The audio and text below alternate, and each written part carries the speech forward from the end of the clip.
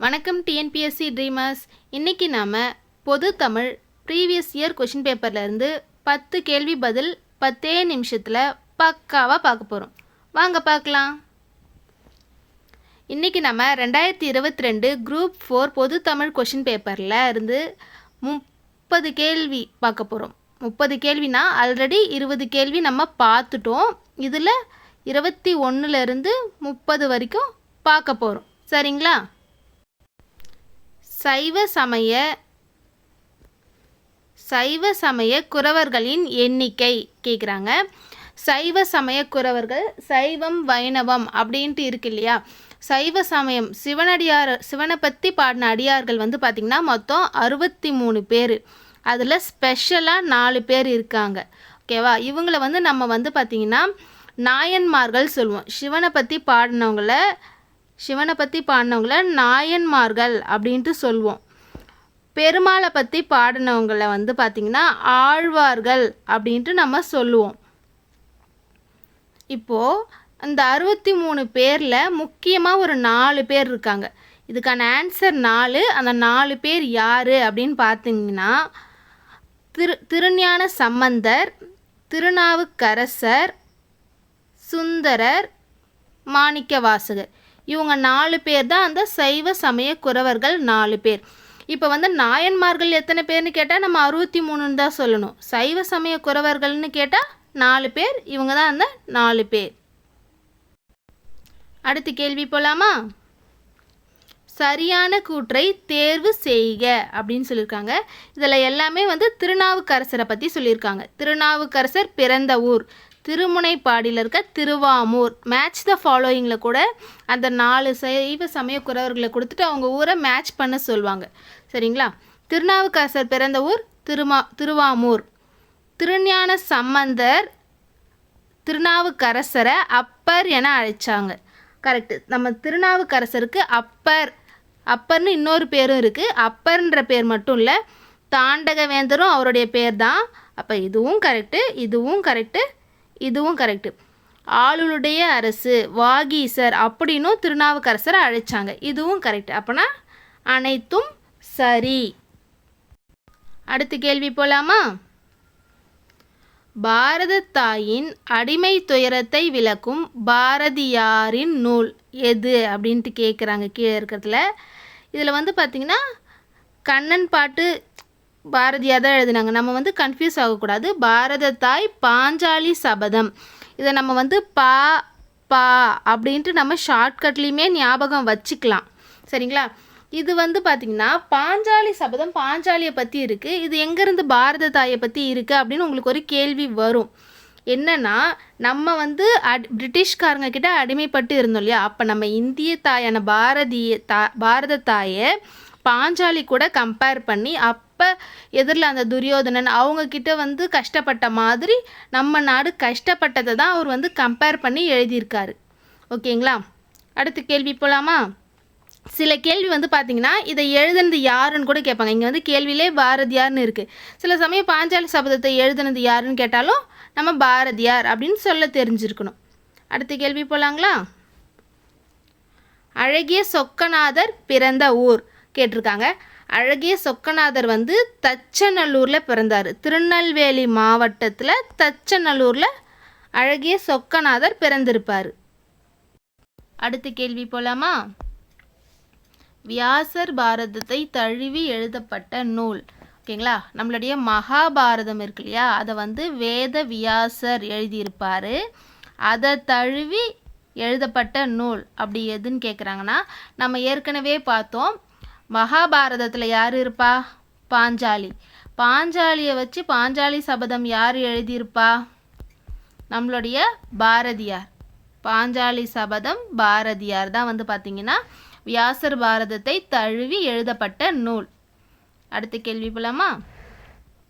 காவடி சிந்தின் தந்தை என்று அழைக்கப்படுபவர் யார் அப்படின்னு கேட்குறாங்க.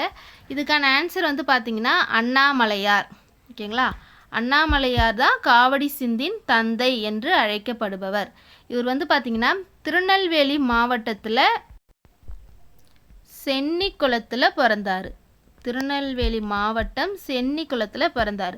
சில சமயம் ஊர் பேர் கூட கேட்பாங்க இல்லையா, அதனால தான் திருநெல்வேலி மாவட்டம் சென்னிக்குளத்தில் பிறந்தவர் தான் வந்து அண்ணாமலையார். இவர் தான் வந்து காவடி சிந்தின் தந்தை அப்படின்னு அழைக்கப்படுறார்.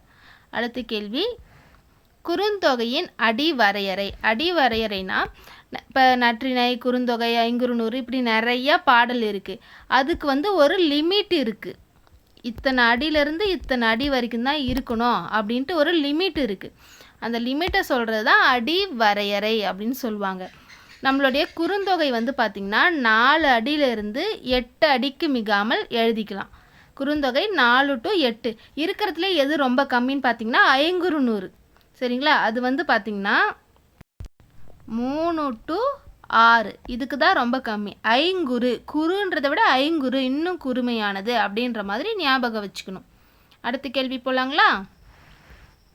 தண்டமிழ் ஆசான் என்று இளங்கோவடிகள் யாரை பாடியுள்ளார் அப்படின்னா இதுக்கான ஆன்சர் வந்து பார்த்திங்கன்னா சீத்தலை சாத்தனார். வந்து இளங்கோவடிகள், சீத்தலை சாத்தனார் 2 பேருமே 2ஆம் நூற்றாண்டை சேர்ந்தவர்கள். சரிங்களா, இவங்க 2 பேருமே ஃப்ரெண்ட்ஸு. இதில் வந்து பார்த்திங்கன்னா இதில் இன்னும் நிறைய விஷயம் இருக்குது. நிறைய டைம் கேட்ட கேள்விகளும் இருக்குது. ஏன்னா இவங்க 2 பேரில் ஒருத்தவங்க பேரை கொடுத்துட்டு எந்த நூற்றாண்டை சேர்ந்தவர்கள் அப்படின்னு கேட்டால் உங்களுக்கு சொல்ல தெரியணும்.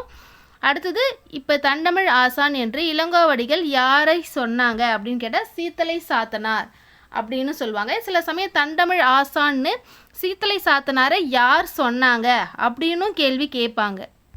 அப்படி கேட்டாலும் உங்களுக்கு சொல்ல தெரியணும். சரிங்களா, என்னென்னா நம்மளுடைய இளங்கோவடிகள் இருக்காங்க இல்லையா, சீத்தலை சாத்தனார் சொல்லி தான் இளங்கோவடிகள் வந்து பார்த்திங்கன்னா சிலப்பதிகாரத்தையே எழுதியிருப்பார். அடிகள் நீரே அருளுக அப்படின்னு சீத்தலை சாத்தனார் இளங்கோவடிகள் கிட்ட சொல்லி இளங்கோவடிகள் சிலப்பதிகாரத்தை எழுதியிருப்பாங்க. அப்போ இப்படியும் சில கேள்வி வரும். அடிகள் நீரே அருளுகன்னு யாரை சொன்னாங்க அப்படின்னு கேட்டாலும் சீத்தலை சாத்தனார் இளங்கோவடிகளை சொன்னாருன்னு நமக்கு சொல்ல தெரியணும். சரிங்களா, இப்போ இதுலேயே பாருங்களேன் ஒரு ஒற்றுமையை. நம்மளுடைய சிலப்பதிகாரத்தை எழுதுனது இரட்டை காப்பியங்கள். இரட்டை காப்பியங்கள்ன்ட்டு நம்ம எதை சொல்லுவோம்? இரட்டை காப்பியங்கள்னு சிலப்பதிகாரத்தையும் மணிமேகலையும் சொல்லுவோம் இல்லையா. சிலப்பதிகாரத்தை இளங்கோவடிகள் எழுதுனாங்க, மணிமேகலையை சீத்தலை சாத்தனார் எழுதுனாங்க. இவங்க 2 பேரும் 2ஆம் நூற்றாண்டை சேர்ந்தவர்கள். இவங்க 2 பேரும் ஃப்ரெண்ட்ஸு. இது போல் பல கேள்விகளுக்கான பதில் இவங்க 2 பேர்கிட்டயே இருக்குது. அதனால் நல்லா ஞாபகம் வச்சுக்கோங்க. சரிங்களா, அடுத்த கேள்வி போகலாமா? பொருத்தமான அருஞ்சொற் பொருள் கூறுக அப்படின்னு கேட்டிருக்காங்க. வெறுக்கை அப்படின்னா இந்த பொன், துகிர் இது மாதிரி பொருட்களை விற்கிறவங்கள தான் நம்ம வந்து வெறுக்கை சொல்லுவோம். அப்போ இது கிடையாது. ஓசுனர், ஓசுனர்னால் வந்து பார்த்திங்கன்னா எண்ணெய் விற்பவர்களை தான் ஓசுனர் சொல்லுவோம். இங்கே செல்வம்னு போட்டிருக்கு, அப்போ கிடையாது. வெறுக்கைனா தான் செல்வம். ஓசுனர்னா எண்ணெய் விற்பவர் தான் ஓசுனர்.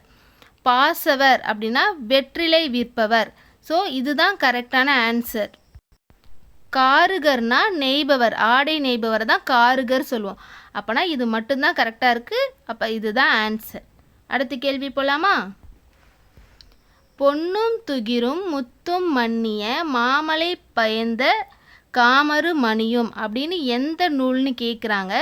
இது வந்து பார்த்திங்கன்னா புறநானூறு. புறநானூறு இதில் என்ன சொல்ல வராங்க அப்படின்னு பார்த்திங்கன்னா நமக்கு பவளம் கடலில் கிடைக்கும், தங்கம் வேறு இடத்துல கிடைக்கும், முத்து கடலில் கிடைக்கும். ஒவ்வொன்றும் ஒவ்வொரு இடத்துல கிடைக்கும். வைரம் ஒரு இடத்துல கிடைக்கும். இப்படி எல்லாத்தையும் கோர்த்து செஞ்ச மாலை ரொம்ப அழகாக இருக்கும் இல்லைங்களா. அது மாதிரி தான் நல்ல குணத்தால் இருக்கிற நிறைய பேர் எவ்வளோ தொலைவில் இருந்தாலும் அவங்க ஒன்று சேரும்போது அது பார்க்க அழகாக இருக்குது அப்படின்ட்டு சொல்ல வராங்க. ஓகே ட்ரீமர்ஸ், இன்னைய 10 கேள்வி முடிஞ்சிருச்சு. நாளைய 10 கேள்வியில் உங்களை பக்காவாக பார்க்கலாமா? நன்றி, வணக்கம்.